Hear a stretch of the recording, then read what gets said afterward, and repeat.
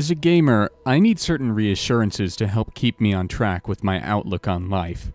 I like to think that even though I could be spending my spare time attending social events with friends, learning to play musical instruments, or making hot love, I'm not wasting my life away by sitting in front of a computer monitor, tapping keys, or waggling analog sticks. I've always used my status as a game reviewer to justify the tremendous amount of time I spend with games, but I have a much better reason for my pride in games. I play for games that don't just aspire to be plain old fun or visceral or scary, but to take new, unique concepts and flesh them out beyond imagination. I play for games not only well constructed in general, but based around ingenious and creative ideas. I play for games like Vessel. Vessel opens as the protagonist, an innovative inventor named Arkwright, locks himself out of his laboratory. He jogs through his environs to find the back entrance so he can continue work on his next project, the Accelerator. On this brief stroll, you're introduced to the features that compose the game's main elements in their simplest forms: machinery and creatures. Arkwright lives in a heavily mechanized world filled with machines designed to perform the most basic tasks, but to his dismay, it's become infested with fluoros, the fluid-based beasts of burden of his own design. The intro is rather weak, probably because of the fact that the big features are in their simplest forms here, but it serves its purpose of familiarizing you with the world, and it's over soon enough to make room for Vessel's real magic to grab hold and bloom.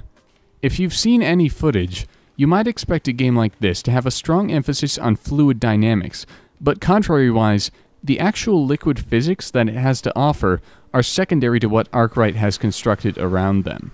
His creatures have become a staple in every industry, but they have also turned unruly and begun to essentially seize the world they work for. In their attempts to escape the grasp of mankind and evolve, they're succeeding, and they're wreaking havoc on the workplaces of many. Tasked with the end of the fluoro takeover, your job is to head on over to some industrial areas and clean up the big mess your fluoros have caused.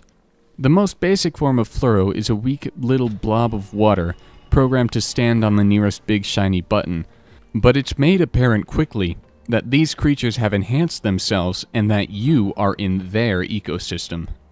Thus, the challenge in Vessel's puzzles lies in not simply destroying fluoros, but in outwitting them and using their presence to suit your own intentions.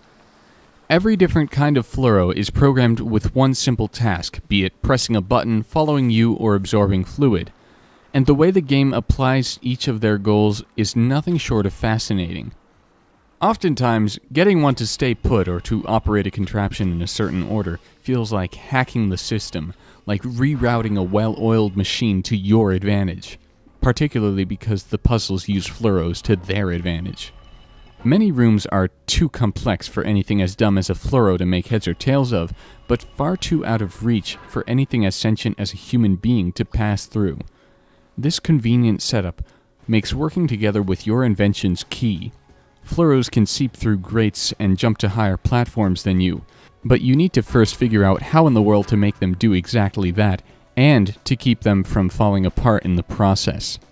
Finding out how to influence them in all the right ways by using your selection of tools and the objects around you leads to a joyous feeling of both relief and personal edification, because every challenge is nothing short of clever and smart. Even more impressive about Vessel is how far-reaching its puzzles can be. It doesn't just stick you with a few mechanics that become gradually harder. It goes all out and never stops introducing new mechanics as well as testing you on old ones. Each of the game's 3 worlds is concentrated on introducing one big particular theme in the form of new fluoro variants and new ways to make them interact with things.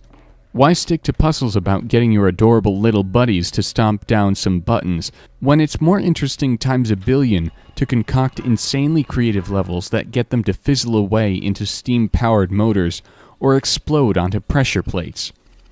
And these neat ideas never overstay their welcome, because there is always something newer and better and even more satisfying about to be revealed.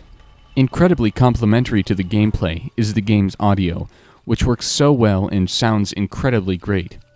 The soundtrack by John Hopkins is a pleasure to listen to, and it's programmed in a way that makes certain layers of it begin playing as you make progress, which just adds to the feeling of accomplishment. There's not much to say about the sound design overall other than that it complements the industrial vibe the game gives off, which is of course a nice achievement. However, I do feel compelled to mention how great the footfalls sound, as though you're actually wearing boots and clopping around large wet rooms made of wood and metal. I love a lot of games simply because they're well designed, but a title like Vessel belongs on an entirely different plane of existence. It is a work of great talent on the part of Strange Loop Games, but it's also the work of people inspired to design games. It knows exactly what makes it so great and special, and it keeps evolving without fail into something greater and greater, using every bright idea and then brightening it. Vessel is charming, challenging, and infinitely intricate. The reason why I play games, and it deserves nothing less than the highest praise.